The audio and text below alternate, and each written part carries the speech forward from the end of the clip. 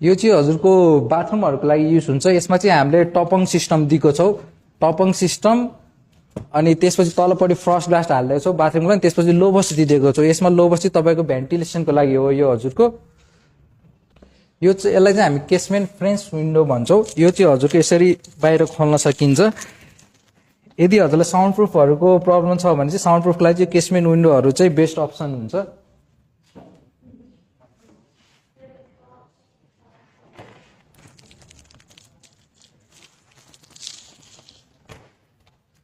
यो चाहिँ हाम्रो 3 ट्र्याक यूपीवीसी स्लाइडिङमा भयो। यसमा हाम्रो 3 ट्र्याकमा चाहिँ तपाईँको जालीमा पनि लकिङ सिस्टम आउँछ।